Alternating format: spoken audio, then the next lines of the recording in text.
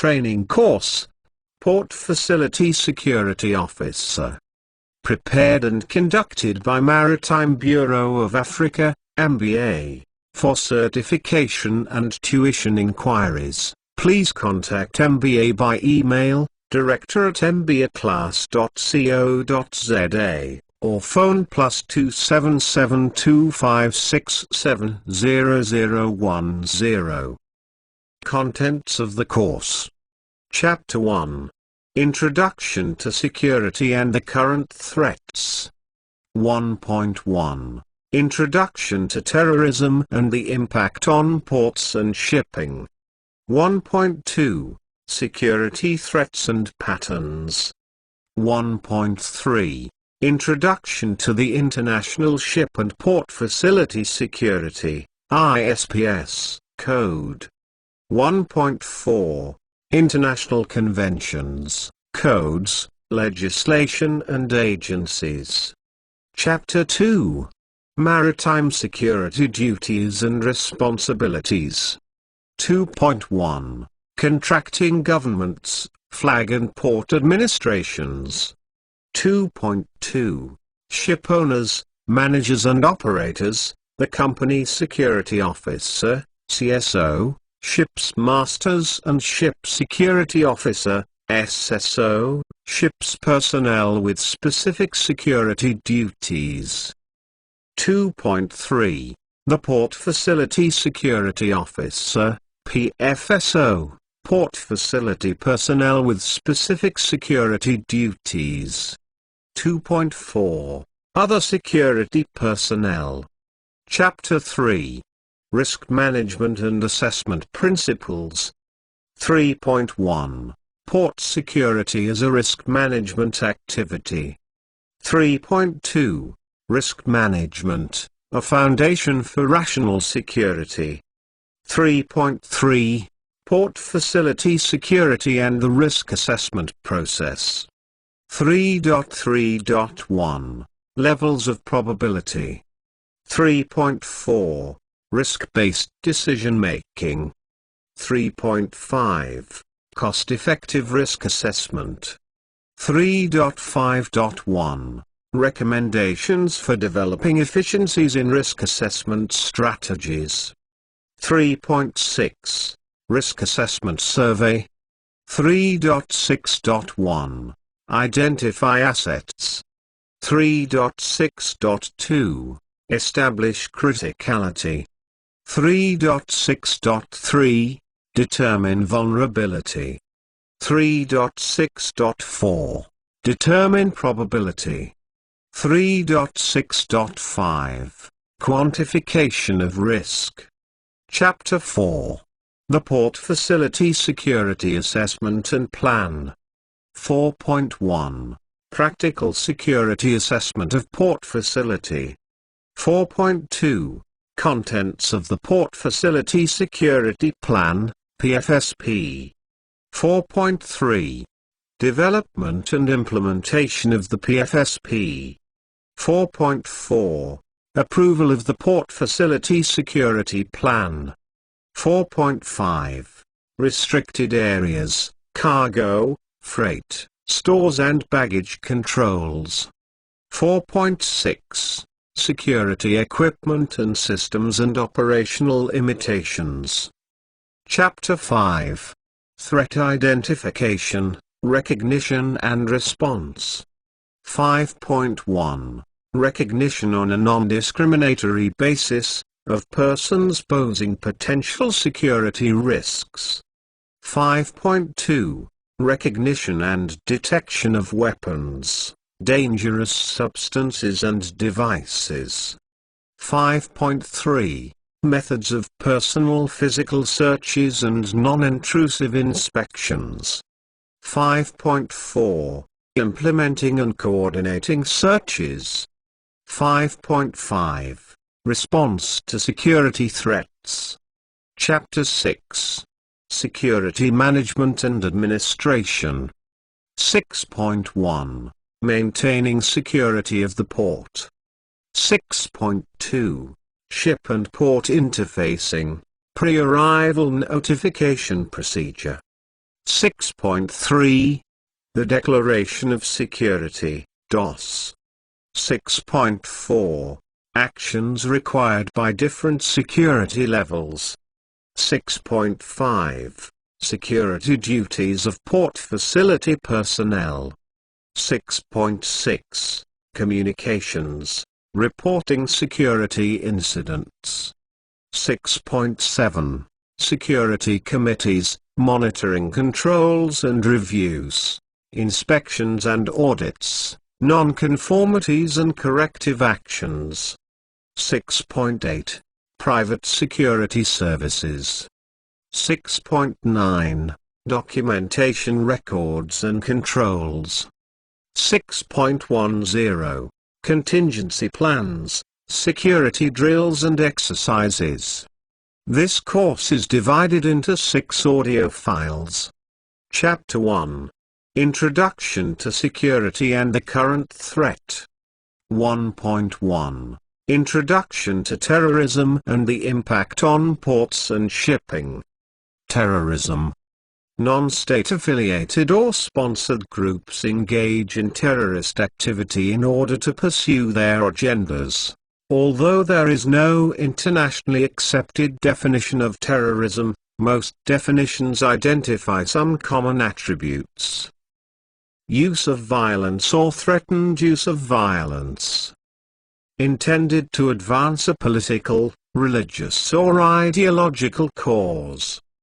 Influencing or intimidating a government or population. While most definitions of terrorism include the aforementioned elements, there is still significant room for interpretation. The commonly used adage, "one man's terrorist is another man's freedom fighter," accurately demonstrates the role of perception in determining and defining terrorism. For example, the Irish Republican Army is labelled as a proscribed terrorist group by the British Home Office, but has been championed by otherwise law-abiding Irish Americans. In almost every case, any organization, labeled as a terrorist group, will have that label challenged by supporters. This ambiguity in the definition of terrorism is part of the reason why it is difficult for the international community to develop a globally accepted, legally binding definition. Therefore, for the purposes of this lecture, terrorism will be defined as the use or threatened use of violence to advance a religious or ideological cause, through the intimidation of a population and the targeting of non-combatants. This definition excludes criminal activity for personal or financial gain and conventional military activity between combatant forces. Criminal activity. Maritime security practitioners need to also be cognizant of the threat of criminal activity. This activity may be in support of terrorism, or may be for personal or organizational financial gain.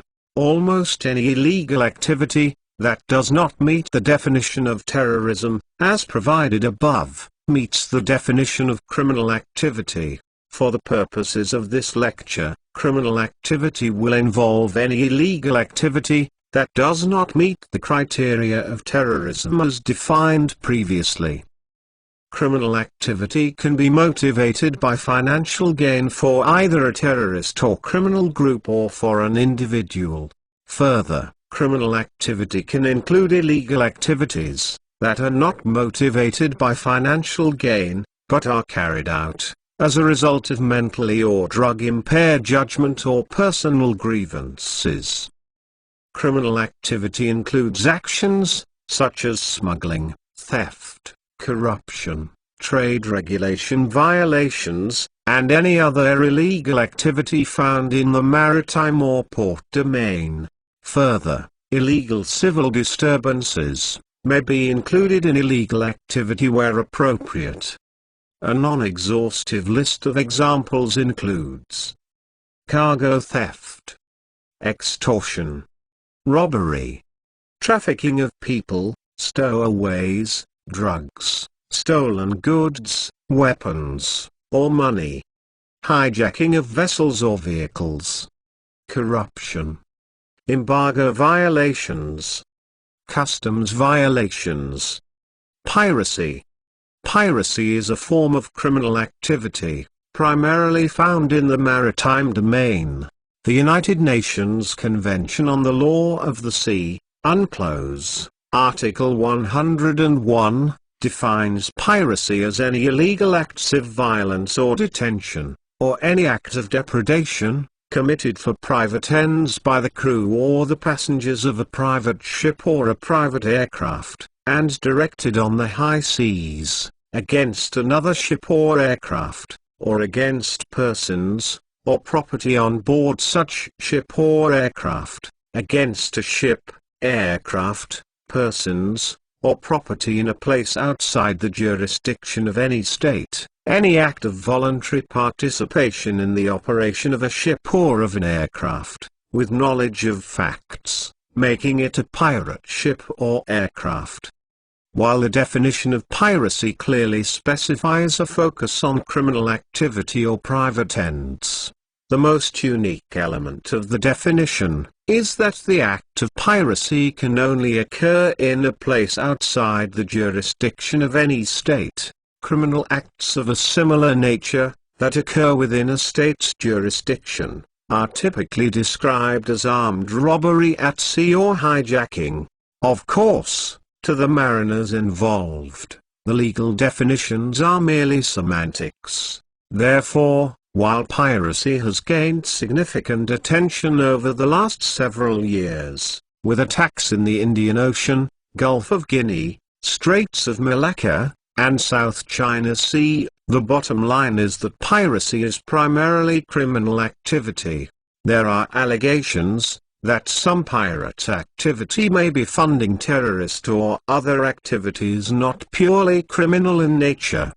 Much of the current discussion of piracy revolves around three particular areas. How to address the issues of weakened rule of law assure that creates environments that are conducive to piracy. How to coordinate the response to piracy when it occurs on the high seas, outside of national jurisdiction. How to protect ships from piracy. This lecture does not specifically address the anti-piracy solutions, but piracy as unlawful activity is one of the existing threats to port facilities. While acts of piracy at sea are not a new phenomenon, the ability of criminals and potential terrorist agents to attack relatively defenseless commercial shipping assets and crews at sea outside the purview of law enforcement and security is a significant issue for world security. There were increases in the numbers of piracy incidents occurring in critical regions of the world, particularly on the eastern and western coasts of the African continent. India and the Gulf of Aden have also experienced high occurrence of piracy. In its 2002 guidance to shipowners, operators, shipmasters, and crews, the IMO published advisory information on preventing and suppressing acts of piracy and armed robbery against ships.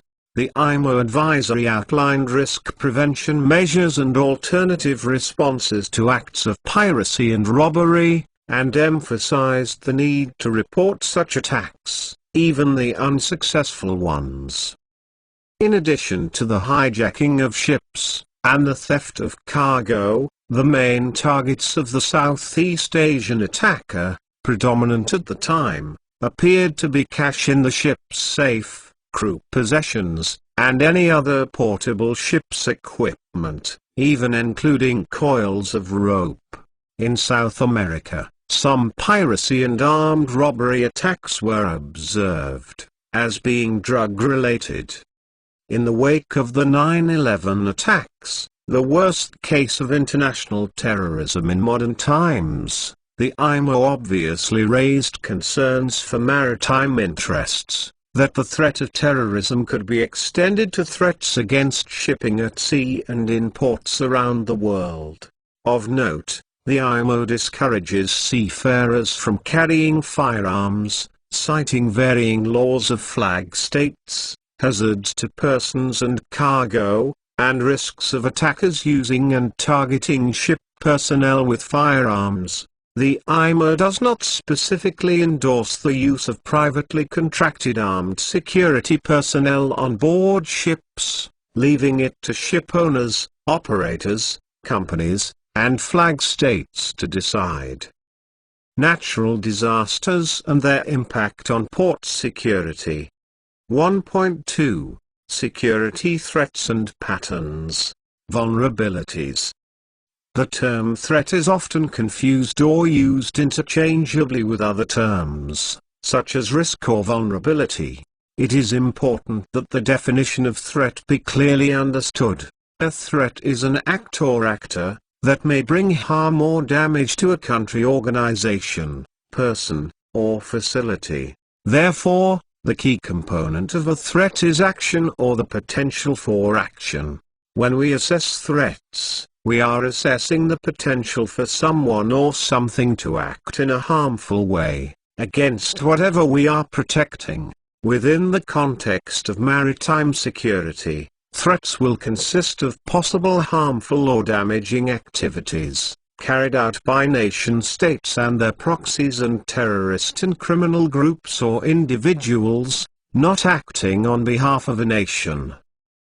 Non-state actors such as terrorists and insurgents existed, but were typically under the influence of national powers. The primacy of the nation in international security measures also served to provide greater controls over criminal activities. This arrangement led security practitioners to focus on threats from national governments, states, or organizations under their control or influence, their proxies. In addition to using conventional or unconventional military forces, nations may use proxies to carry out attacks against ports and other maritime infrastructure. Proxies are typically organizations or groups that are not formally attached to a national government or government agency. Proxies may include groups from a third country that are under the control or sponsorship of a nation, or groups that are allied with a government's position and are willing to cooperate with the government in specific areas of mutual interest. An often cited example of a state proxy organization is Hezbollah. Hezbollah has close ties with the Iranian government, as well as the Syrian regime of Bashar al-Assad, and, while it is often accused of carrying out assignments on behalf of Iran or Syria, Hezbollah also has specific and unique organizational goals. Hezbollah has strong cooperation with Iran and Syria and serves as an agent for their activities, but also operates unilaterally in pursuit of its own interests, primarily within Lebanon. Proxies may use the same tactics as unconventional military forces or terrorist and criminal groups to accomplish their aims.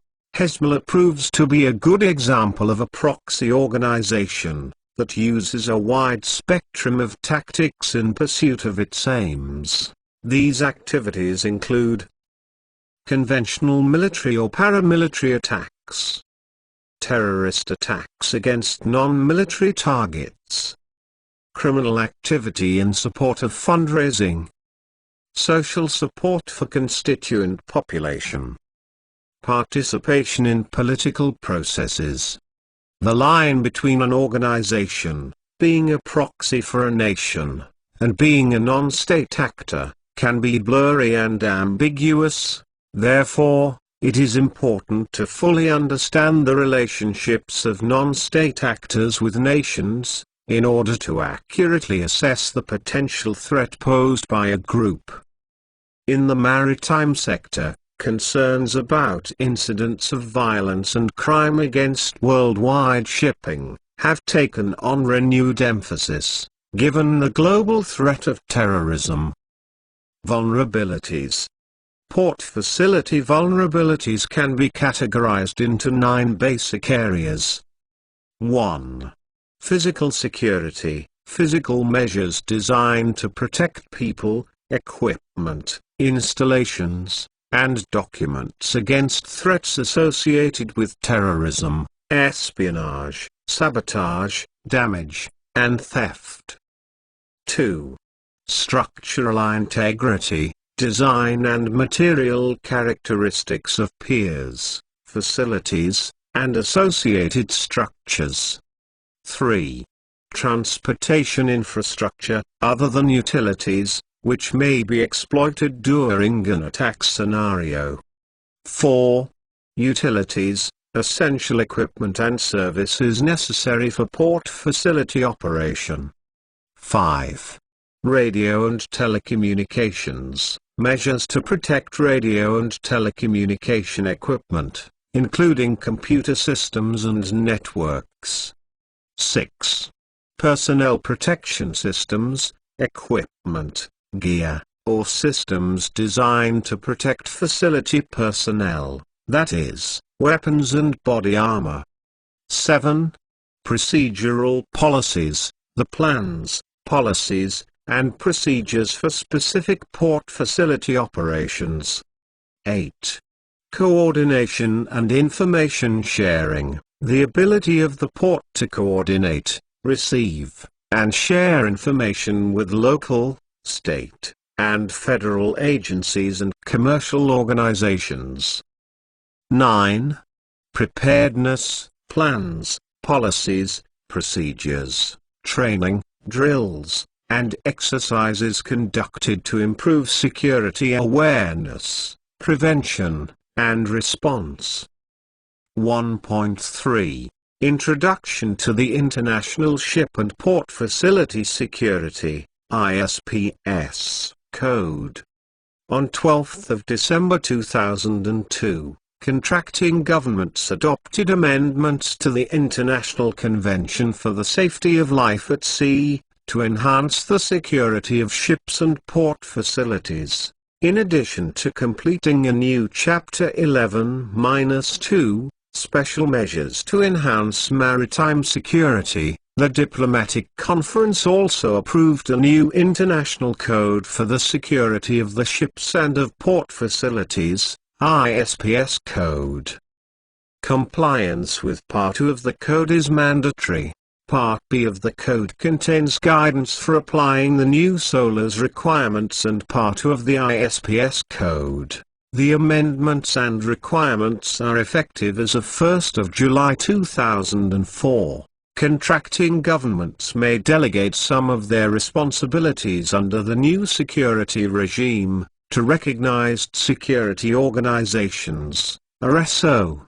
In the UK, the MCA will approve security plans, perform security audits of ships, and issue International Ship Security Certificates, ISSC. Objectives of the ISPS Code. A. Cooperation between contracting governments to assess security threats in the shipping and port industries. B. To take preventative measures against security incidents. C. To establish the respective roles and responsibilities of all parties concerned. D. To ensure early and efficient collation and exchange of security-related information. E. To provide a methodology for security assessments to enable reaction to changing security levels. F. To ensure confidence that adequate maritime security measures are in place. The objectives are to be achieved by designation of appropriate officers on each ship, in each shipping company and in each port facility who will prepare and implement the security plans that are required and must be approved in each case. The ISPS code is a reasonably effective initial step in establishing low-level baseline security in global shipping. Of particular note is the design of the ISPS code, to focus on the desired security outcomes, without being overly prescriptive in the manner in which they are realized. This is particularly effective because of the drastic differences in the size, technological development, and resources available to port administrations and shipping companies around the world. As a result, the ISPS code is divided into two sections, Part A and B. Part A consists of the requirements of the ISPS code that need to be implemented in order to be compliant. Part B includes more specificity on the requirements laid out on Part A but is not mandatory. Further, while the code requires national governments to oversee its implementation, it does not prescribe specific roles for government and the private sector, since those roles will vary from port to port or nation to nation. However, the ISPS code has several inherent weaknesses, including the following. The ISPS code focuses primarily on external threats, and does not address supply chain security issues as a primary issue. Its focus on external threats creates a vulnerability regarding the potential for internal conspirators to initiate criminal activity or terrorist acts from inside the fence line of an I.S.P.S. compliant facility. The ISPS code addresses security in the context of the port or ship as a potential target versus a conduit for illicit material or people. The ISPS code relies on self-regulation. It requires national governments to oversee its implementation, and to approve security plans and training. Facilities and ships or companies are expected to identify their own critical operations, and to carry out their own threat and vulnerability assessments, using in-house non-security specialists with limited training. There is no public information regarding how potential adversaries rate the effectiveness of the ISPS code. While there may have been an analysis of its effectiveness by security or intelligence agencies, it has definitely not been shared with corporate security officers or others responsible for the implementation of the code. The ISPS code, written to promote self-regulation, has an inherent assumption that all parties involved in day-to-day port business or operations are legitimate actors. The code does not provide detailed requirements for the conduct of background checks for employees or authorizations for visitors, thereby creating a significant variance in access to port areas among countries. Regulations compel compliance but do not necessarily effectively build security into daily operations or the organizational corporate culture. The ISPS code has been adopted by most countries in the world that have ports or shipping fleets. In most cases, the code is adopted outright, and is made regulatory through implementing legislation. Some countries implement national port security legislation that exceeds the requirements of the code.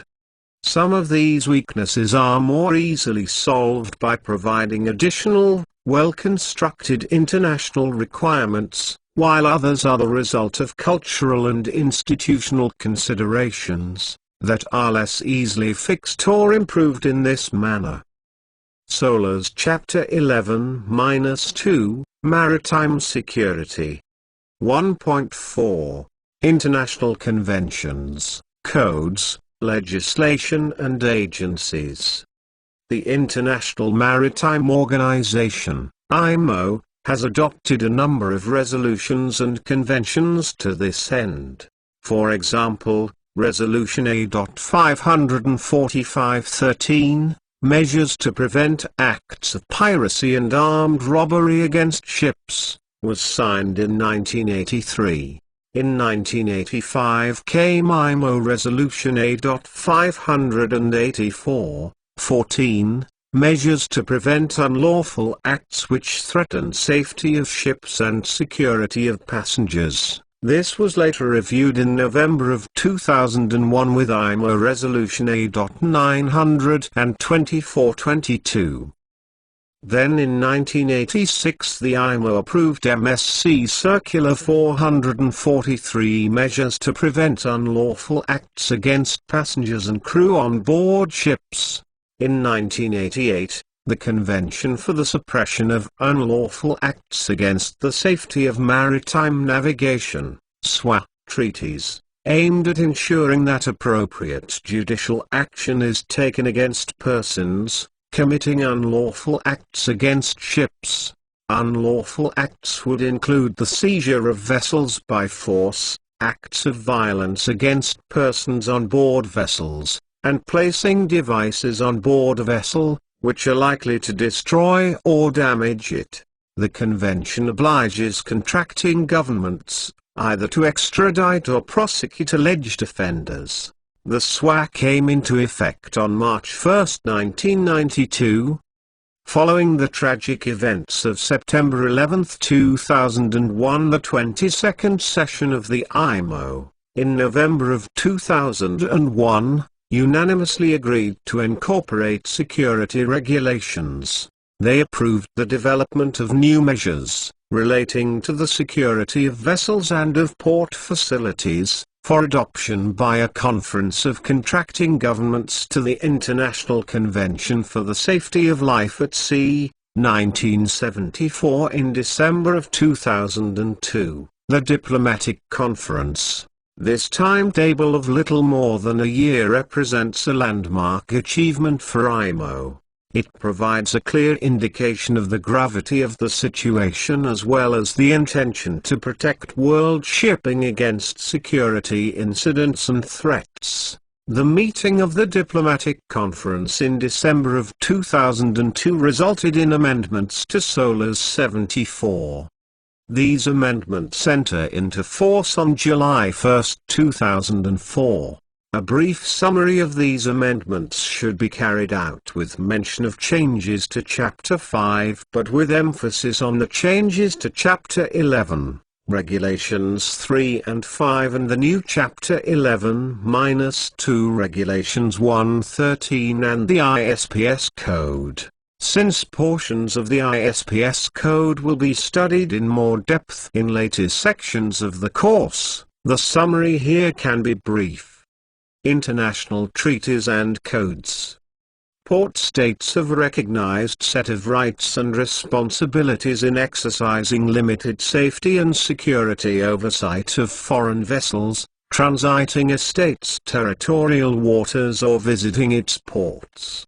Historically, port state responsibilities were focused on ensuring that vessels adhered to international pollution prevention regulations or vessel safety standards. After the attacks of September 11, however, port state oversight included new, security-related treaties, codes, and conventions. Some of the key international treaties, codes, or conventions that influence or inform port state control efforts include 1982 United Nations Convention on the Law of the Sea, UNCLOS. UNCLOS addresses a full spectrum of legal issues pertaining to the seas and is applicable to both port and flag states. It is generally viewed as the most universal fundamental statement of international law in virtually all matters pertaining to the seas, even for states that are not party to it. UNCLOS addresses maritime issues by category, such as the territorial sea, straits, the continental shelf, the high seas, environmental protection, deep seabed mining, regional cooperation, dispute resolution, and more. Further, certain sections set out the rights and obligations of port states, balanced by the right of shipping to engage in innocent passage. Of note, the United States, while signatory, has not ratified the convention but adheres to its requirements. 1948 International Maritime Organization Convention, IMOC. The IMOC established the International Maritime Organization as a specialized agency of the United Nations, specifically focused on maritime issues. The IMO's responsibilities include marine safety, marine environmental protection, maritime security, and maritime legal regimes. The IMO is accepted as the competent international organization referred to in the UNCLOS. 1974 International Convention for the Safety of Life at Sea, SOLAS, is the primary convention that governs maritime safety and security and forms the basis for many port state regulations. It includes international standards in areas such as life-saving requirements, navigational safety, crew licensing and competence, and vessel management. The 2002 International Ship and Port Security (ISPS) Code is included in the convention and constitutes the primary standard for maritime security for both ships and ports. It includes requirements for vessel and port facility security plans, designated security officers, exercises and training, advance arrival notice, and more. It also requires those plans to be approved by a national or other authority, acting on a country's behalf, and to implement the measures in those plans. Because it is part of SOLAS, the ISPS Code is widely observed. The convention also provides the legal authority for the port state to inspect, investigate, and possibly detain foreign ships that are not compliant with the required security standards. 1988 Convention for the Suppression of Unlawful Acts Against the Safety of Maritime Navigation, SWA. SWA 1988 has two major elements. First, it extends the jurisdiction of a country over violent acts committed on vessels on the basis of vessel flag, location, or nationality of either offender or victim. SWA 1988 applies to any international voyage. Additionally, it requires countries with established jurisdiction to either prosecute the suspected offenders or extradite them to another location for prosecution. As a result of the September 11, 2001, terrorist attacks, additional protocols were added, to include other potentially terrorist-related offenses, such as using a ship as a weapon, or the transportation of terrorists, weapons of mass destruction, or related cargo, including components or precursors. It also establishes procedures for port states or third countries on the high seas and boarding of vessels, in the case of reasonable suspicion, without the express consent of the flag state in certain situations. This convention also has applicability in counter-narcotics and counter-piracy operations. End of Chapter 1 audio file.